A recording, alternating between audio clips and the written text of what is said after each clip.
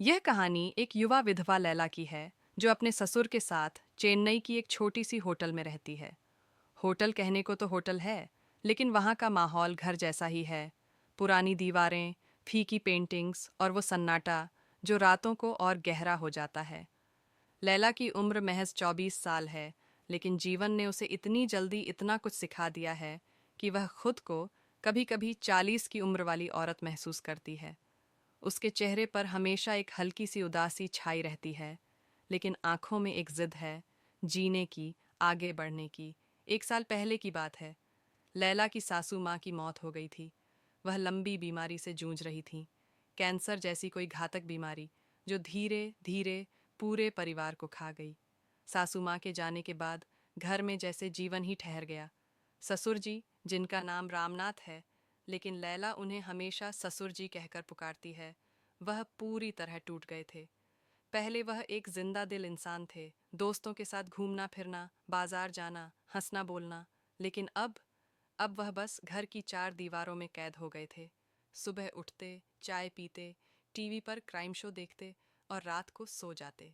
उनके चेहरे पर वो मुस्कान कहीं गुम हो गई थी, जो पहले हर किसी को आकर्षित करती थी। लैला के पति की मौत तो और भी पहले हो चुकी थी, 3 साल पहले एक सड़क हादसे में। वह एक ट्रक ड्राइवर थे और एक रात बारिश में उनका ट्रक पलट गया। लैला तब से विधवा है। उसके माता पिता भी बचपन में ही गुजर चुके थे, तो अब उसके जीवन में बस ससुर जी ही बचे थे। घर की सारी जिम्मेदारी लैला के कंधों पर आ गई। वह सुबह उठती, नाश्ता बनाती, घर साफ करती, फिर ऑफिस जाती। ऑफिस में वह एक छोटी सी कंपनी में डेटा एंट्री का काम करती थी। ज्यादा पैसे नहीं, लेकिन गुजारा हो जाता था। शाम को लौटती, रात का खाना बनाती और ससुर जी को परोसती। लेकिन ससुर जी अब खाने में भी रुचि नहीं लेते थे। बेटा, भूख नहीं है, कहकर प्लेट साइड में रख देते। लैला का जीवन अब बस एक रूटीन बन चुका था। कोई दोस्त नहीं, कोई साथी नहीं। शादी से पहले उसका एक बॉयफ्रेंड था, नाम था राज। वह कॉलेज में साथ पढ़ते थे। राज ने बड़े बड़े वादे किए थे, साथ जीने मरने के। लेकिन जैसे ही लैला के पति की मौत हुई, राज ने उसे छोड़ दिया। मैं एक विधवा से शादी नहीं कर सकता, उसने कहा और चला गया। उस हादसे ने लैला के दिल से प्यार का भरोसा छीन लिया।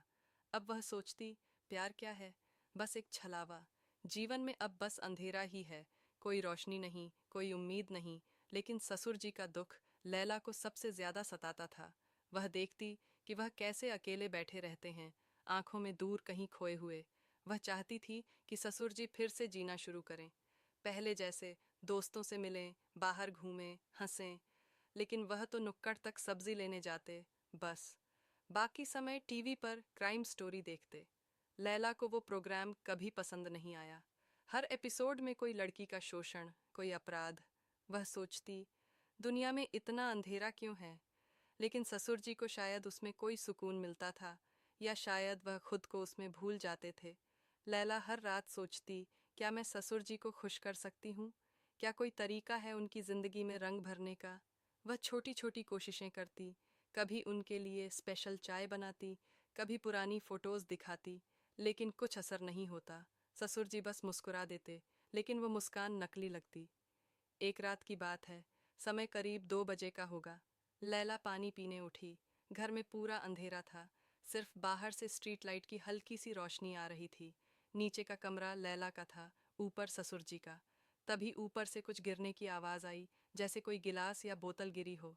लैला चौंक गई, दिल धड़कने लगा। अगर वह सीधे ऊपर जाती तो ससुर जी जाग जाते या डर जाते। इसलिए वह धीरे धीरे, बिना कोई आवाज किए सीढ़ियां चढ़ी। ऊपर का दरवाजा थोड़ा सा खुला था। उसने हल्के से धक्का दिया और अंदर झांका। जो नज़ारा देखा उसने लैला को स्तब्ध कर दिया। ससुर जी बेड पर लेटे थे। मोबाइल की टॉर्च ऑन थी, जो कमरे में हल्की सी रोशनी फैला रही थी। उनके एक हाथ में मोबाइल था और दूसरे हाथ से वह अपना अपना प्राइवेट पार्ट सहला रहे थे। लैला को समझते देर नहीं लगी कि वह क्या कर रहे थे। शायद वीडियो देखते हुए मास्टरबेट कर रहे थे। और उसी दौरान पानी का गिलास उनके हाथ से लगकर गिर गया था। लेकिन वह इतने मग्न थे कि आवाज़ भी नहीं सुनी, दरवाज़ा खुलने की आवाज़ भी नहीं। ससुर जी की उम्र 55 के करीब होगी, लेकिन उनका शरीर अभी भी मजबूत था। वह वीडियो देखते हुए अपने पप्पू, जैसा लैला ने मन ही मन नाम दिया, को आगे पीछे कर रहे थे। उनके चेहरे पर पसीना था, सांसें तेज। लैला को वहां से चले जाना चाहिए था, लेकिन पैर जैसे जम गए। उसे अजीब सा एहसास हो रहा था, शौक, जिज्ञासा और कहीं गहराई में दया। वह चुपचाप देखती रही। कुछ मिनट बाद ससुर जी की स्पीड बढ़ी। उनके चेहरे पर तरह तरह के भाव आए, सुख, दर्द, राहत। फिर अचानक उन्होंने गहरी सांस ली और पप्पू से जैसे फव्वारा फूट पड़ा। सफ़ेद तरल बाहर निकला और ससुर जी शांत होकर लेट गए। मोबाइल साइड में रख दिया। लैला धीरे से पीछे हटी और नीचे अपने कमरे में आ गई। दिल जोरों से धड़क रहा था। वह बेड पर बैठ गई और सोचने लगी, ससुर जी ऐसा कर रहे थे, लेकिन क्यों? फिर खुद से कहा, क्यों नहीं, वह भी इंसान है। सासू माँ के जाने के बाद 1.5 साल हो चुके हैं। उनकी ज़रूरतें तो होंगी ही। किसी औरत को परेशान करने से बेहतर तो यही है कि खुद से संतुष्टि लें। लैला ने खुद को समझाया कि यह स्वाभाविक है, कुछ गलत नहीं। लेकिन मन में एक विचार आया। उस समय ससुर जी के चेहरे पर जो खुशी थी, वैसी तो वह महीनों आई। उसका दिमाग विचारों से भरा हुआ था। उसे यकीन नहीं हो रहा था कि रमेश जी ऐसा कुछ कर सकते हैं। लेकिन फिर उसने सोचना शुरू किया, क्या इसमें कुछ गलत था? रमेश जी एक इंसान हैं और इंसान की कुछ शारीरिक और भावनात्मक ज़रूरतें होती हैं। मालती जी के जाने के बाद पिछले 1.5 साल से वह अकेले हैं। क्या वह अपनी ज़रूरतों को दबाकर जी सकते हैं? सायरा ने खुद को समझाया कि इसमें कुछ गलत नहीं है। कम से कम वह किसी का नुकसान तो नहीं कर रहे।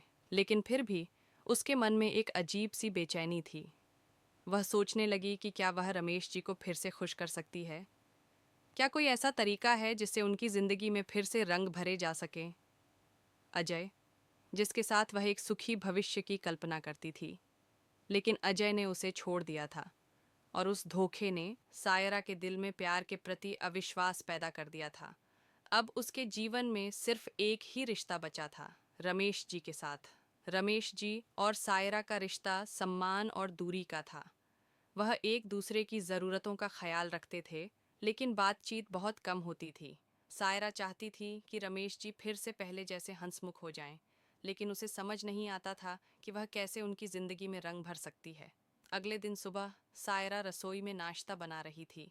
रमेश जी नहाने गए थे। उनका मोबाइल डाइनिंग टेबल पर रखा था। सायरा का मन बार बार पिछले रात के दृश्य की ओर जा रहा था।